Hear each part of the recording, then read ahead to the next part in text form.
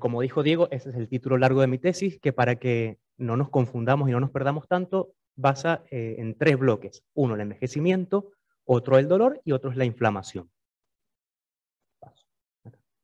Bueno, ¿de dónde partimos? Partimos de la base de que el dolor, sabemos que es algo que todos alguna vez hemos experimentado, y que está dado por el daño.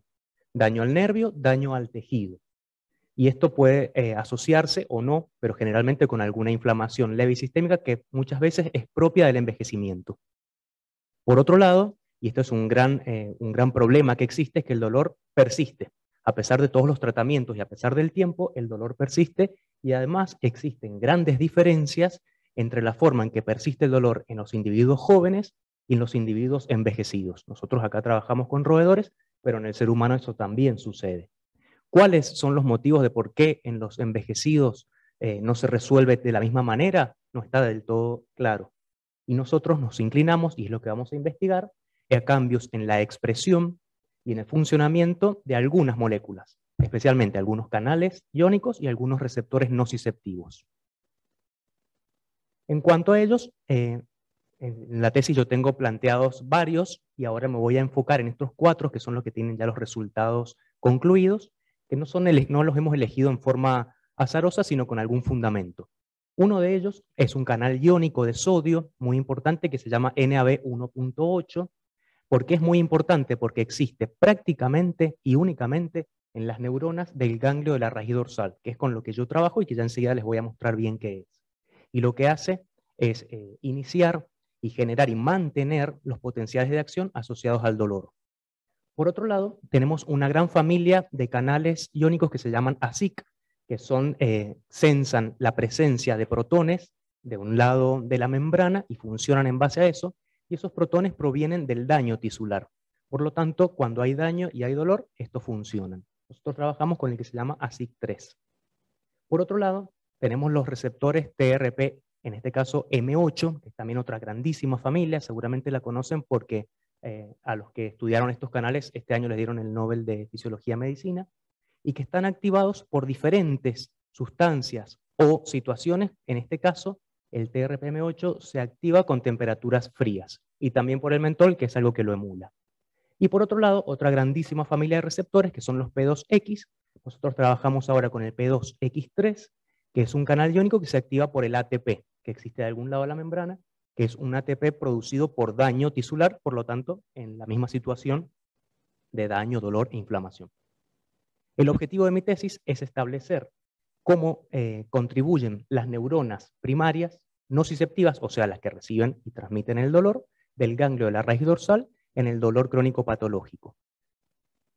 Para ello, tengo el primer objetivo específico, que es describir a estos marcadores que yo les mencioné y a otros más en dos modelos. Por un lado, en un modelo de normalidad o de envejecimiento normal, y por otro lado, en un modelo de dolor crónico patológico que ya les voy a mencionar cómo es.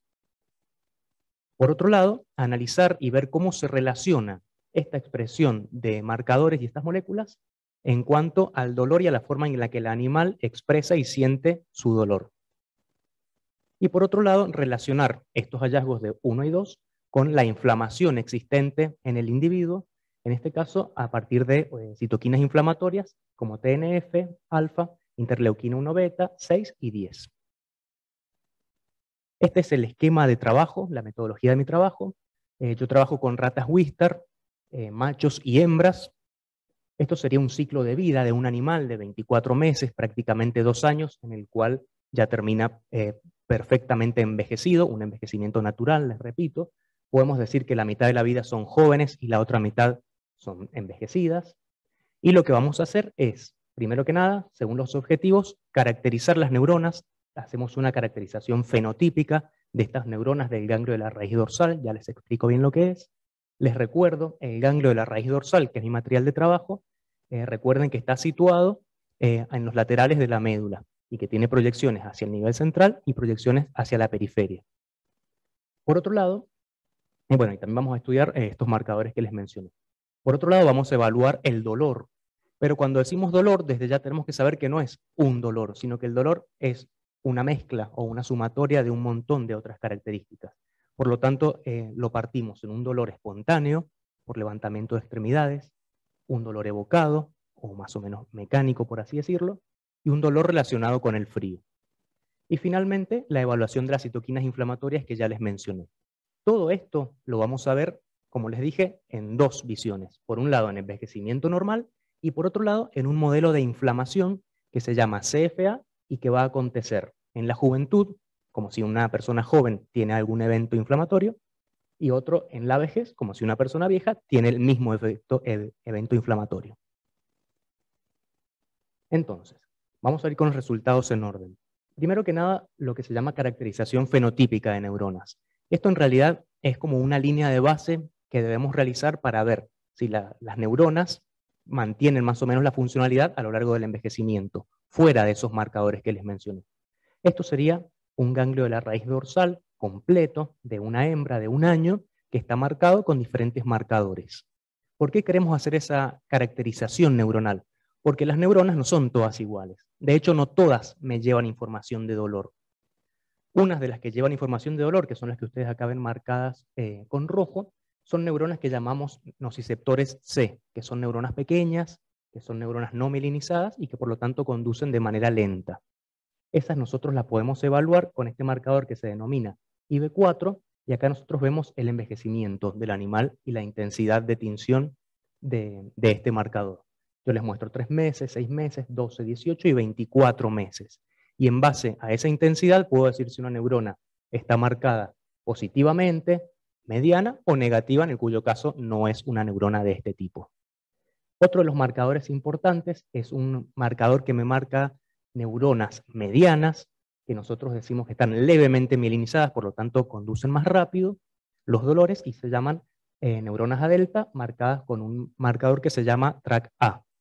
Y nuevamente hicimos la misma experiencia a lo largo del envejecimiento del animal, por supuesto diferentes animales porque se van sacrificando en cada etapa, y en este caso sí vimos que existe una disminución en la proporción de neuronas positivas para este marcador. Esto ya me puede estar indicando que el envejecimiento incluye algunas variaciones importantes. Y finalmente existen otros tipos de neuronas, no todas relacionadas con el dolor, y muchos relacionados con neuronas grandes. Las neuronas grandes no son muchas en un ganglio, pero lo que vimos es que las neuronas grandes, a medida que el animal envejece, van siendo, si bien son grandes, porque tienen un área mayor a 800 micrómetros cuadrados, van siendo cada vez más pequeñas, y la proporción de neuronas grandes es cada vez más pequeña. Si bien no están relacionadas con el dolor per se, pueden estar relacionados con la sensación general y con la mecanorrecepción de un animal saludable. Bueno, por otro lado, vieron los 4 marcadores que yo les mencioné, ahora se los presento a lo largo del envejecimiento a 3 de ellos. Estos son cortes de ganglios de diferentes edades, las mismas edades, hasta el envejecimiento, y lo que quisimos ver es ver cómo la intensidad, por lo tanto la presencia de estos marcadores, se va modificando a lo largo de la vida de un animal. Esto así como lo ven, bueno, que es un trabajo gigantesco, en la literatura prácticamente no existe. Si ustedes buscan van a ver que comparan directamente 2 puntos, joven y viejo, y si yo generalmente comparo y hago algo tan sencillo, me pierdo lo que está sucediendo en toda la madurez del animal. Entonces podemos ver que el NAB 1.8 sube y luego baja, cada puntito es una célula, por supuesto. El ASIC3 tiene un patrón que prácticamente va subiendo, y el P2X3 hace una especie de colita, sube y baja mucho más temprano, mucho más precozmente. Como objetivo era ver si esto que yo les mencioné tiene alguna relación con el dolor, porque eso es lo que queremos ver. Entonces, ahora lo vamos a juntar con la evaluación del dolor. Esto, en este pequeño gráfico, sintetizo todo lo de la diapositiva anterior, en el cual les muestro a lo largo de la vida cómo es la intensidad de cada uno de esos 3 marcadores. Y luego les muestro lo que es el umbral mecánico del dolor. ¿Qué es esto? En un humano uno le puede preguntar, bueno, ¿cuánto te duele? Poco, mucho, tanto. En el animal, como no habla, lo que hacemos es estimar de manera cuantitativa cuánto le duele algún estímulo que nosotros le aplicamos. Esto lo hacemos con unos filamentos calibrados de plástico en un animal que está sobre una superficie perforada y que está ya quieto, habituado a su lugar, y en el cual, con este filamento, se comienza desde uno de un grosor bastante pequeño y se les estimula la pata trasera, izquierda o derecha, la que uno elija, y se ve en qué momento el animal responde a eso, en una forma nocifensiva, retirándolo. Eso se llama umbral de retirada y se expresa en los gramos que tiene el filamento. Cuanto más duro y más grueso, más gramos tiene. Y lo que pudimos ver es que a lo largo del envejecimiento el animal tolera gramos más elevados, o sea, va aumentando su umbral de retirada. Por así decirlo, es cada vez más resistente a estos filamentos. ¿Qué más? Esto mismo nosotros lo podemos luego partir. Ahora tengo neuronas pequeñas y vemos que tiene una forma similar.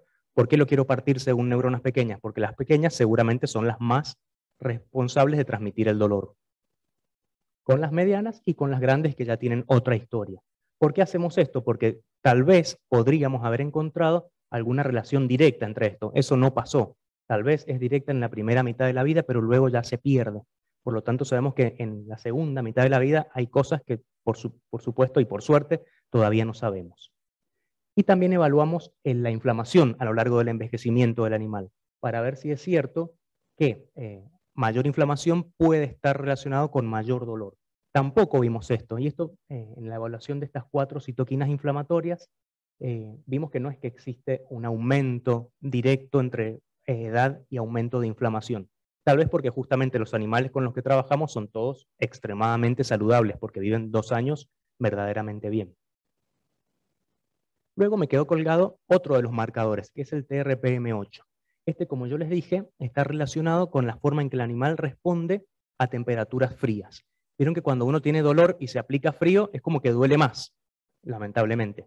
Si bien luego calma, pero al principio duele más. Entonces, lo que se hace es evaluar en el animal un test que se llama test de la acetona. Cuando uno aplica acetona en una superficie, se evapora rapidísimo, porque tiene un punto de fusión muy bajo y una presión de vapor muy baja. Entonces, retira el calor rápidamente y genera frescura. Por lo tanto, eso es un estímulo para evaluar el funcionamiento de estos canales. ¿Qué es lo que vimos? Yo acá les comparo cómo es la intensidad del TRPM8 en jóvenes comparado a envejecidos. Y podemos ver que existe una mayor intensidad de tinción en los ganglios de los animales jóvenes.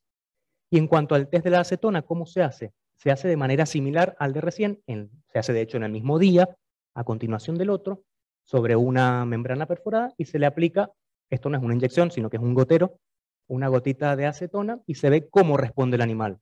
Si el animal es insensible, se le coloca un score de 0. Y a medida que va aumentando su respuesta, por ejemplo, retirando la pata, agitándola o lamiéndose la pata, se le da un score hasta 3. Lo que pudimos apreciar es que en los individuos jóvenes la respuesta es mayor, sanos por supuesto, todavía no están inflamados, mayor a los individuos envejecidos. La forma de controlar este test es hacer lo mismo con agua, que no debería dar tanta respuesta. Y ahora sí pasamos al modelo de inflamación. Hasta ahora les presenté modelo de envejecimiento saludable.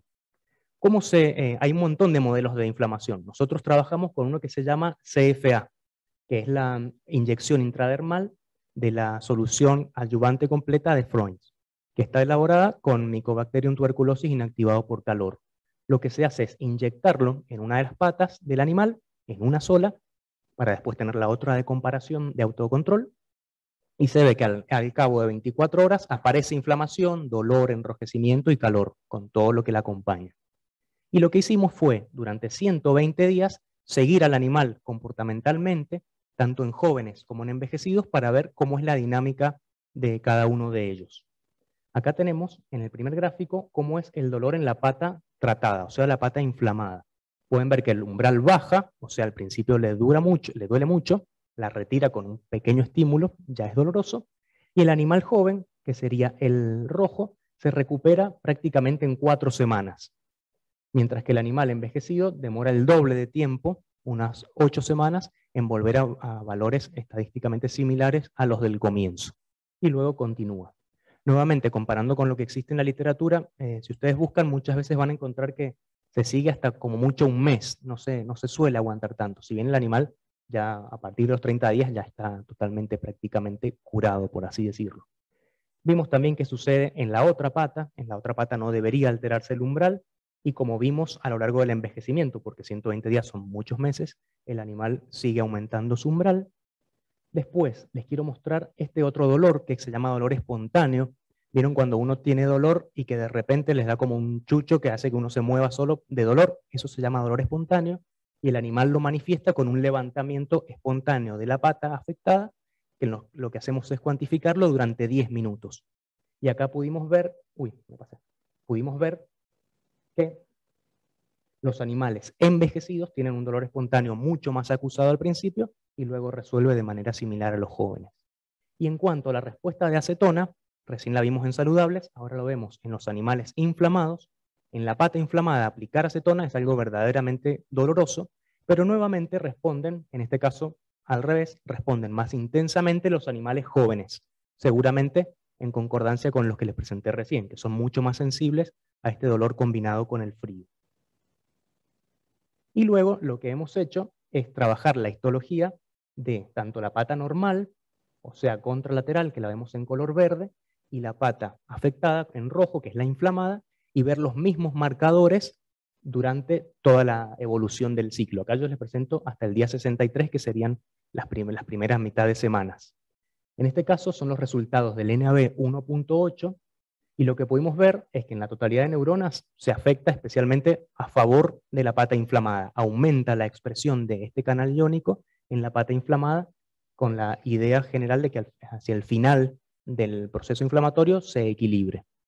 Esta afectación es tan intensa que no solo afecta a las neuronas pequeñas, que son las que más poseen NAB 1.8, sino que también llega a las neuronas grandes en las primeras etapas de la inflamación.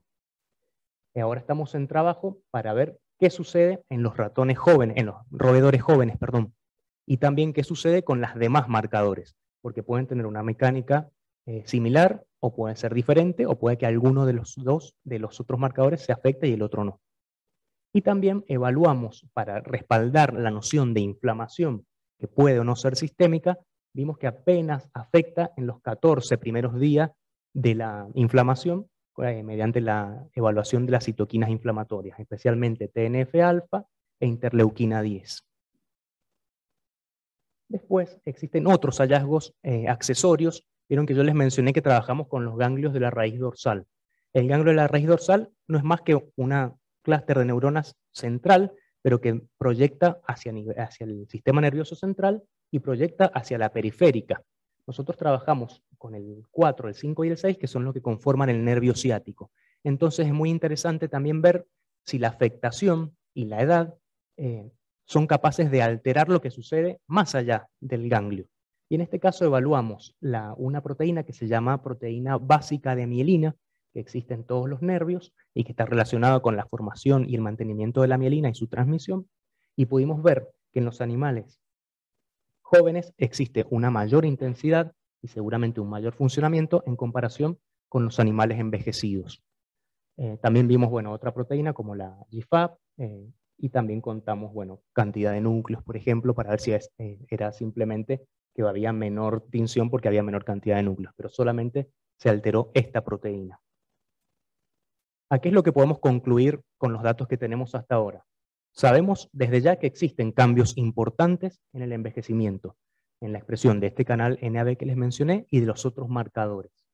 También se asocian con cambios en el umbral de dolor, también cambios en la recuperación a favor de los jóvenes, a diferencia de los envejecidos, y por lo tanto tratar el dolor de la misma manera entre jóvenes y envejecidos, desde ya sabemos que sería un error.